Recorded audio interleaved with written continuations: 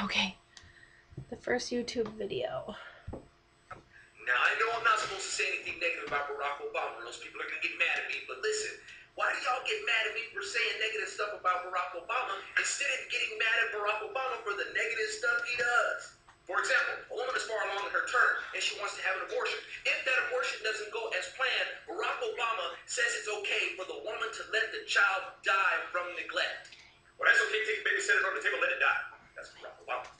Now, if Obama's willing to let that happen to a child, imagine what he's willing to let happen to you. And you want to implement Obama's health care plan? Margaret Sanger used abortion as a method to bring upon her master race, the master white race, of course. Adolf Hitler dug where Margaret Sanger was coming from. He employed her philosophy and implemented abortion as a method to bring upon his final solution. Margaret Sanger was the founder of the American Birth Control League, which is now Planned Parenthood. Planned Parenthood. That sounds a little bit more benign, doesn't it? Now, Planned Parenthood, which was founded by the bigoted Margaret Sanger, has played its part in the death of over 11 million black babies since 1973. That's genocide. Barack Obama supports Planned Parenthood, and I'm the self-loathing Uncle Tom. I'm trying to tell you, black people, the Democrats are not in your corner. They are the party that's been cornering you. Now let's talk about pregnancy between two willing partners.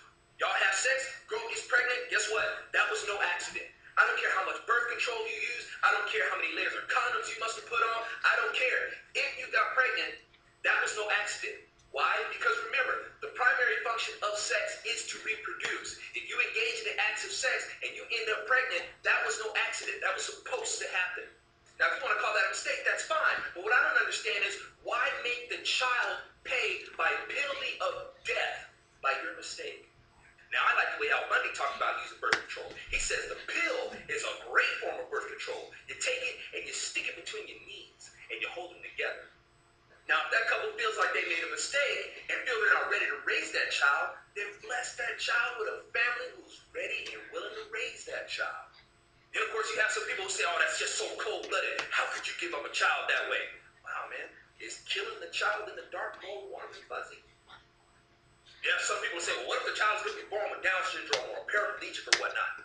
Look, y'all, most children are born in a normal state of health. Why would you employ death as a potential event to befall all children just because a small minority of children are born not within the normal state of health? And who are you to pass judgment on that child and decide whether or not they're going to enjoy their life or not? You're pro-choice, remember? Give that child the choice to decide whether or not if their life sucks or if their life is good. Retarded people smile a lot more than we do. Now, this whole thing about back alley coat hanger abortions happening because there isn't any funding for it, that's a myth. That stuff comes about because the girl is either ashamed, she doesn't want to deal with the scrutiny, or she doesn't want to deal with any of the consequences that come about from an unwanted pregnancy. Now, this whole thing about pro-choice, come on, y'all. Won't y'all just call it what it is? Don't try to tell me that it's the choice for equal pay and all that sort of stuff, because that's not a choice that you make for yourself. That's somebody else coming to the conclusion that you deserve equal pay, which you do. But let's get down to the nitty-gritty. When we're talking about choice, we're talking about choices that we make for ourselves, which means that the only choice that you guys are talking about is your right to kill a child. So let's call it what it is. It isn't pro-choice, it's pro-abortion. But y'all know it's hard to get a movement behind what it actually is, so you sucker the masses. Come on, let's call it what it is. You sucker the masses by giving it a benign name, pro-choice. Everybody loves choice. Girl power, that's great. I'm with you on that, but where is the empowerment in killing a child? Some people say, well, it's just a spot of blood. What's the big deal? Well, I've always heard that blood is thicker than water, right? And if that's the case, that makes that spot of blood that you refer to it as your family. And some people want to say, well, that fetus doesn't qualify as human because that fetus can't survive outside the womb. Well, come on, y'all. Barack Obama has already proven to you guys that you can carry a child full term, put it on the table, and that child will still die regardless of how well it's developed. A full-term infant has to have intervention in order to survive. Some people say that a child in the womb is nothing more than a parasite. Well, what about the baby that was birthed? When that baby breastfeeds, what would that make that child? That child is feeding off of the host, right? So according to your logic, I guess the children could be like 18 months outside of the womb. That child is still leeching off the parents. Ooh, you gotta kill that little parasite. And even when a child is like 12 to 13 years old and says, yo, I want some money for school, I want some money for this Xbox, or I want some money for this and that, whatever, that child is still leeching off the parents. Ooh, you gotta kill that little parasite. See, by your logic, a child could be aborted at any time. Now, of course, we conservatives are seen as hypocrites because we're pro-life, yet pro-death penalty. Y'all, these two things are not in the same boat. They're not even in the same ocean. How y'all can draw the comparison between those two is beyond me. You got people who are interested in protecting the life of a killer, yet are willing to take the life of an innocent unborn child. When a person commits or is committing murder, they forfeit their right to live.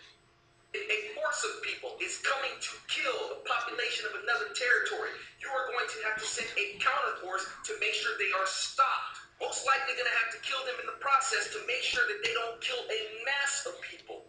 I hate it when people say that fighting for peace is like raping for virginity.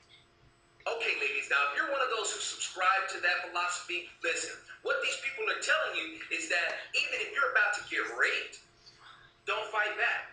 There's never an excuse to fight. Fighting is always unacceptable.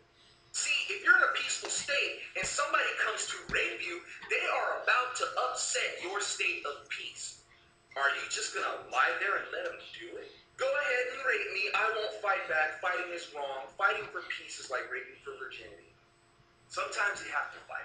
There is never an excuse to murder, but murder is a reason to kill. Speaking of rape, liberals might actually like this part because this part right here actually causes infights amongst conservatives. I feel that if a woman suffers a rape, I feel that the child should still be allowed to live. I know some women want to claw my eyes out right now. Women will tell me, well, you get out there and you get raped and you see how you feel afterwards. Why would you wish something like that upon me to prove your point? I would never wish something like that on you to prove a point. Any woman who has been subjected to that has every right to feel hurt, violated. I couldn't even begin to imagine the things that you would feel after going through something like that. But do you really feel you have the right to exact wrath upon the child? I agree. Chances are you're not going to be in condition to raise that child. As horrible as the situation is, it can still be redeemed. Take that horror and turn it into a blessing. Someone took your power, but you have an opportunity to reclaim it. But how do you want to use this power? Do you want to use the power to exact wrath upon the child? Or do you want to take that power and make that child a blessing to another family? Or make a family a blessing to that child? And believe me, y'all, you know I've taken into consideration, what if it was my life? Would I be filled with hate? Hell yeah. I would hate the person who did it. I would hate the circumstances. But I can't hate the child. The child didn't do anything. Now, we get made fun of because we say exercise abstinence. Why do we get made fun of for that when everybody knows that it's the only method that works every time it's tried? I was a panty hunting teenager, boy. I ain't proud of that. And teenagers, of course, have a lot worse today. You know the spiel, it's only sex, it ain't no big deal. I wish I would have realized, and I want to get kids to realize today, that if it's no big deal, why are you in such a hurry to have it? It's just weird to me that you have a school system that helps these kids have sex. Then they turn around and complain that the schools are overcrowded and they want more of your tax dollars to fix the problem. It's going to get to a point where these high schoolers are sharing classes with their own kids, seeing each other during passing period. Hi, Mom. Where's Dad? I don't know. We tried to teach abstinence. It's stupid. It doesn't work. We spend too much money on it. We spend too much time on it. Good effort. You got all these liberals who put all this energy into these protests and these demonstrations or whatever it is that you want. Wow, if only you put that kind of effort into promoting abstinence. And the truth is, it really wouldn't take all that. All it would really take is you getting out of our way. Now, what's sad is that they have brought upon the problem, refused to implement the education of abstinence as a means to solve the problem, but the liberal Democrats have a better method to solve the problem. What they do is that they take the pregnant child out of school, have the doctor perform an abortion, because we don't want that new little kid coming and adding to the population of the school, and they can do that without that teenager's parents knowing.